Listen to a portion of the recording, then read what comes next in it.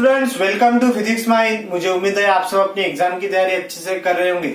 आज हम motion in horizontal plane का कंसेप्ट पढ़ने वाले हैं। इसमें हम टेंशन इन थ्रेड, इसके बाद कोनिकल पेंडुलम का कंसेप्ट, भी बहुत इंपॉर्टेंट कंसेप्ट है, और कॉइन ऑन रोटेटिंग डिस्क, इसका भी कंसेप्ट देखने वाले हैं। आज के इस लेक्चर में हम इन कंसेप्ट को डिस्कस करेंगे और इस पर बेस्ड क्वेश्चंस जो कि आपके एग्जाम में आ सकते हैं, इसके नेक्स्ट पार्ट में डिस्कस करेंगे। तो आपको इस वीडियो को एंड तक जरूर देखना है ताकि आपका कंसेप्ट क्लियर हो जाए। तो चलो हम स्टार्ट कर दें। तो हमारा टॉपिक क्या है? Tension in thread.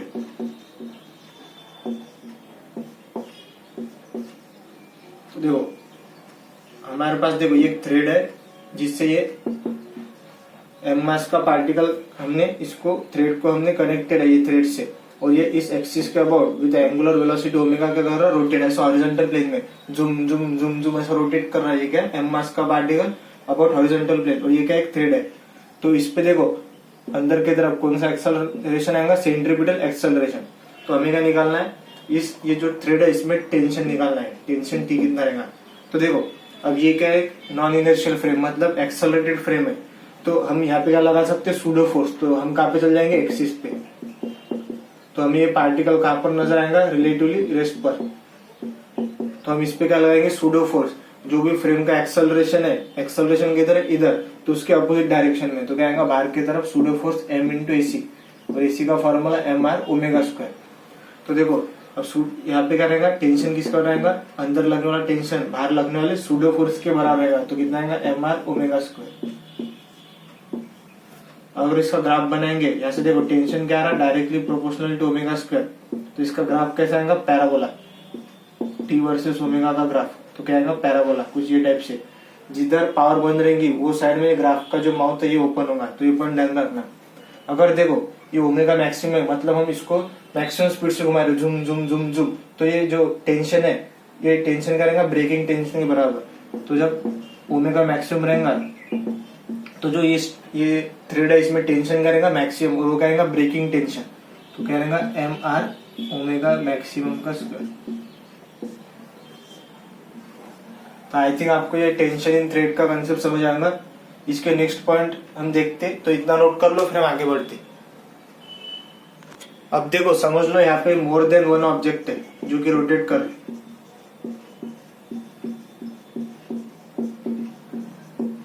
तो ये बहुत इंपॉर्टेंट कंसेप्ट है। देखो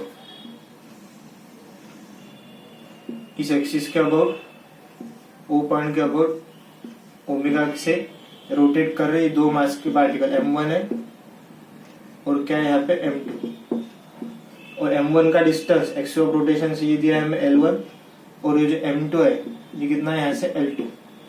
तो देखो अब ये क्या है?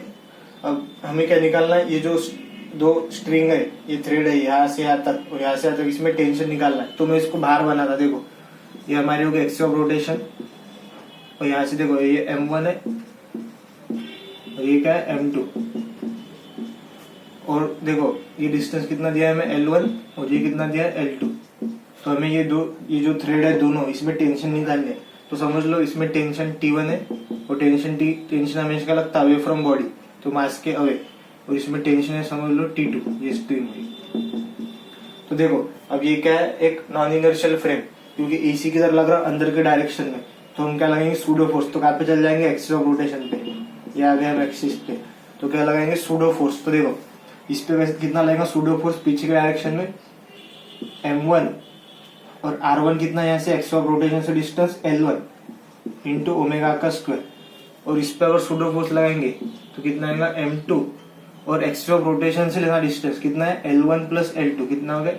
L1 plus L2 into omega का स्क्वायर। तो ये लग गया सूडो फोर्स। अब हमें क्या निकालना है? टेंशन। तो देखो टेंशन T2 ये कितना आएगा?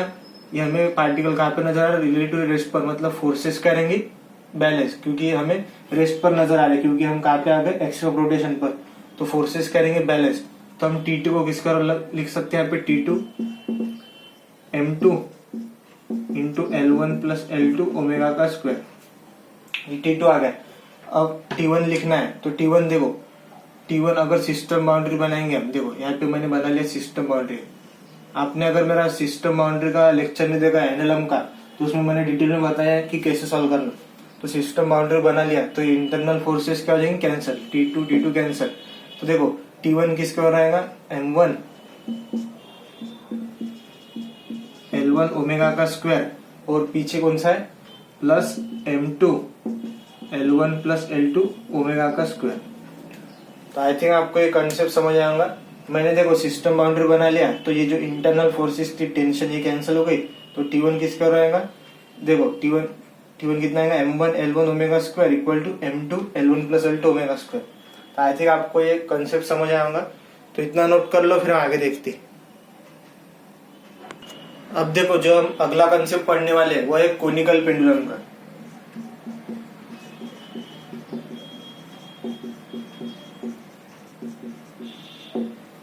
देखो हमारे पास समझ लो, देखो एक पेंडुलम है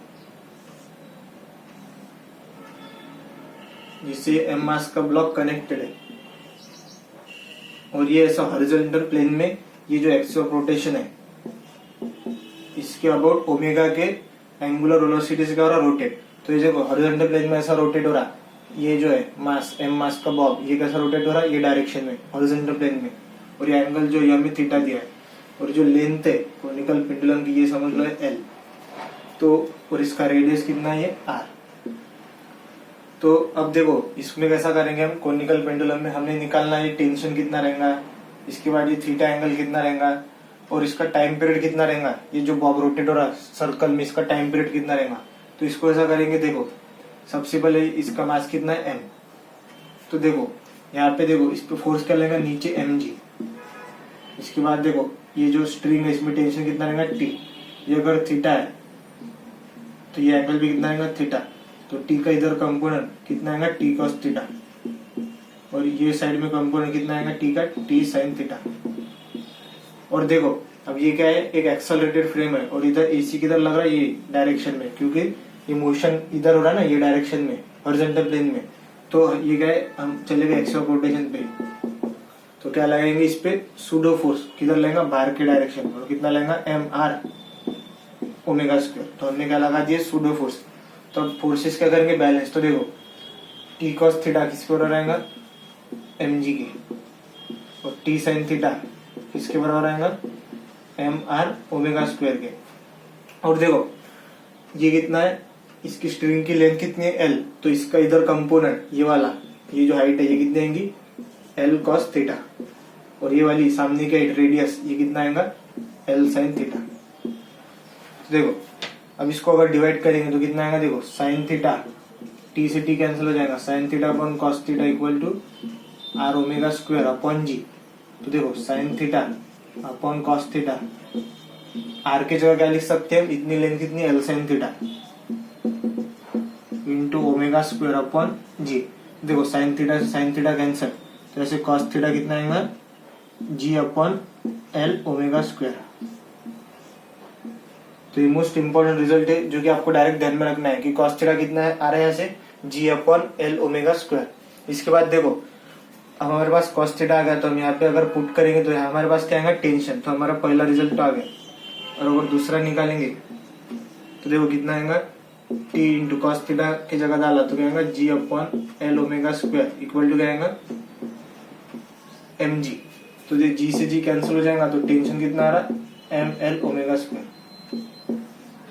ये आपको डायरेक्ट ध्यान में रखना है रिजल्ट कोनिकल पेंडुलम की। कॉस थीटा कितना है, G upon L omega square, और ये जो टेंशन है, टेंशन कितना है हमारा, यहाँ से ML ओमेगा स्क्वायर। अब देखो इसमें जो थर्ड पॉइंट है, अब हमें क्या निकालना है, टाइम पीरियड ऑफ रिवॉल्यूशन। तो इसको कैसा निकालेंगे, देखो हमें पता है टाइम पीरियड हम कैसे निकाल सकते हैं, time period T equal to 2πr/v। ये फॉर्मूला यूज कर सकते हैं हम टाइम पीरियड निकालने। अगर टाइम पीरियड निकालना है तो एक तो ये फॉर्मूला यूज कर सकते, और जो दूसरा है, दूसरा जो है इसमें देखो हमारा जो रिजल्ट आया इसके जगह हम क्या लिख सकते, देखो ओमेगा स्क्वायर इक्वल टू क्या लिख सकते, G upon L cos theta. Omega square equal to G upon L cos theta. तो ओमेगा की जगह लिख सकते, ओमेगा का फॉर्मूला क्या है, 2π/t। ओमेगा का फॉर्मूला है 2π/t। तो देखो यहाँ से हम ओमेगा की जगह आगे लिख सकते, omega equal to under root of क्या आएगा, G upon L cos theta. तो 2π/t ओमेगा की जगह पुट करेंगे equal to under root of G upon L cos theta. यहाँ से टाइम पीरियड कितना आएगा 2 pi under root of L cos theta upon G. I think आपको ये कोनिकल पेंडुलम का कंसेप्ट समझ आएगा। तो ये मोस्ट इंपॉर्टेंट रिजल्ट है जो कि आपको डायरेक्ट ध्यान में रखना है। तो इतना नोट कर लो, फिर आगे देखते। अब देखो जो अगला कंसेप्ट पढ़ने वाले ये है रोटेटिंग ड्रम का। इसको रोटेटिंग ड्रम भी बोलते हैं या डेथ बेल भी बोल सकते हैं। ये मोस्ट इंपॉर्टेंट कंसेप्ट है। देखो हमारे पास समझ लो, देखो एक रोटेटिंग ड्रम है जो कि ओमेगा के एंगुलर वेलोसिटी से रोटेट कर रहा है और इसका जो रेडियस है ये समझ लो आर, और इसमें ये एम मास का ब्लॉक है जो कि ये रोटेटिंग ड्रम के अंदर है और ये रोटेट कर रहा है झुम झुम झुम झुम with angular velocity of omega. तो हमें क्या निकालना है, ये रोटेटिंग ड्रम की कितनी मिनिमम एंगुलर वेलोसिटी होना ताकि ये एम मास का ब्लॉक नीचे स्लाइड ना करे।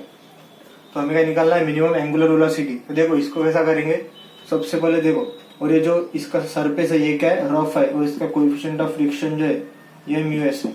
देखो सबसे पहले देखो एम मास का वेट नीचे लगेगा एम जी, और इस पे ये कांटेक्ट में रहने की वजह से यहाँ पे क्या लगेगा नॉर्मल रिएक्शन एम। और देखो और इस पे अंदर की तरफ क्या लगेगा, क्योंकि ये ओमेगा के एंगुलर वेलोसिटी से घूम रहा है तो एसी लगेगा। तो ये क्या है, एक एक्सेलरेटेड फ्रेम है, तो हम कहाँ पे चले गए, एक्सिस ऑफ रोटेशन पे। और इस पे क्या लगेंगे सूडो फोर्स, जो भी फ्रेम है उसका एक्सेलरेशन के अपोजिट डायरेक्शन में किधर लगेगा, बाहर की तरफ एम इंटू ए सी, और ए सी का फॉर्मूला आर ओमेगा स्क्वायर। तो ये लग गया सूडो फोर्स। अब क्या लाएंगे, इस पे क्या लग रहा है नीचे एम जी, और ऊपर क्या लगेगा फ्रिक्शन, और कितना लगेगा F S max, maximum value of friction. तो हमें क्या करना है, ये ब्लॉक नीचे नहीं आने होना, नीचे के डायरेक्शन में, मतलब स्लिप नहीं करने होना। तो क्या लिखना है हमें, देखो टू प्रिवेंट स्लिपिंग। तो ये नीचे नहीं आने होना, मतलब ये जो ऊपर का फ्रिक्शन है ये क्या होना, ज्यादा होना। ये अप्लाइड फोर्स है ना जो कि ब्लॉक के मोशन के लिए यहाँ पे रिस्पॉन्सिबल है, मतलब F S max should be greater than M G.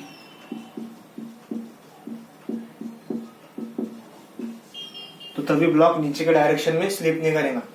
तो देखो फ्रिक्शन कितना लगेगा, mu S into N should be greater than equal to M G. तो म्यू एस नॉर्मल कितना है यहाँ पे, नॉर्मल किसके बराबर है, बाहर लगने वाले सूडो फोर्स के बराबर है, M R omega square should be greater than equal to M G. तो देखो यहाँ से एम सी एम तो कैंसिल हो जाएगा।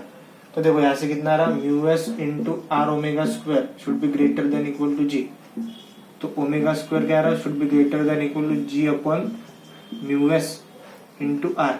तो मिनिमम एंगुलर वेलोसिटी कितनी होना, under root of G upon mu S into R. Minimum angular velocity कितनी आएंगी, omega under root of G upon mu S upon R. मतलब इतनी एंगुलर वेलोसिटी रहेंगी ये रोटेटिंग ड्रम की, तो ये जो एम मास का ब्लॉक है ये नीचे स्लाइड नहीं करेगा। तो आई थिंक आपको ये कंसेप्ट समझ आएगा। तो इतना नोट कर लो, फिर हम आगे देखते। अब देखो हमें जो अगला कंसेप्ट पढ़ना है, इसमें ये फोर्थ कंसेप्ट है हमारा कॉइन ऑन रोटेटिंग डिस्क।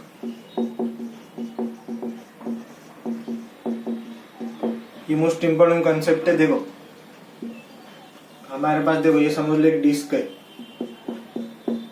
और ये इस एक्सिस के ऊपर रोटेट करे with angular velocity of omega, और यहाँ पे देखो और इसका रेडियस कितना है आर, और यहाँ पे एक कॉइन है, समझ लो ये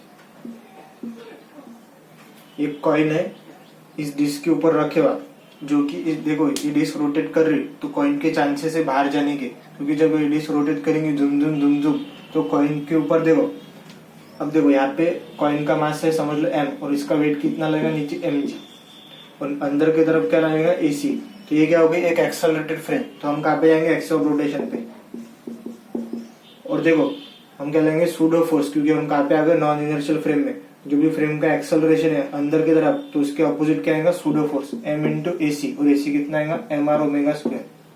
अब देखो ये डिस्क का सरफेस जो ये रफ है, तो यहाँ पे जो फ्रिक्शन है, सरफेस क्या है डिस्क का रफ, तो इसमें फ्रिक्शन अंदर की तरफ कितना लगेगा, एफ एस मैक्स। तो हमें देखो हमें जो पहली कंडीशन निकालनी है वो है coin flies off disc when, मतलब कॉइन अगर डिस्क डिस्क से अगर बाहर चले गया तो कॉइन बाहर कब जाएगा, जब बाहर लगने वाला सूडो फोर्स मैक्सिमम वेलो फ्रिक्शन से क्या हो जाएगा ज्यादा, तो कॉइन किधर जाएगा, बाहर के डायरेक्शन में। तो देखो मतलब ये जो बाहर का सूडो फोर्स है M R omega square should be greater than equal to F S max, मतलब M R omega square should be greater than equal to mu into N. M R omega square should be greater than equal to mu, और normal किसके बराबर है यहाँ पे, M G के बराबर, normal M जी के बराबर। देखो ये एम से एम कैंसिल हो जाएगा, तो यहाँ से ओमेगा कितना आ रहा, omega square should be greater than equal to mu G upon R, मतलब मिनिमम एंगुलर वेलोसिटी, ताकि कॉइन ये डिस्क के बाहर चल जाए तो उसके लिए मिनिमम एंगुलर वेलोसिटी कितनी आएंगी, under root of mu G upon R. I think आपको ये कॉन्सेप्ट समझ आया होगा पहला। और इसमें सेकंड कॉन्सेप्ट हम क्या बना सकते, देखो सेकंड क्या बना सकते, देखो coin flies off the disc, पहला क्या है, कॉइन फ्लाई कब करेगा, जब बाहर लगने वाला सूडो फोर्स मैक्सिमम वैल्यू से ज्यादा रहेगा। और सेकंड कॉन्सेप्ट जो है इसमें फाइंड आउट रेंज,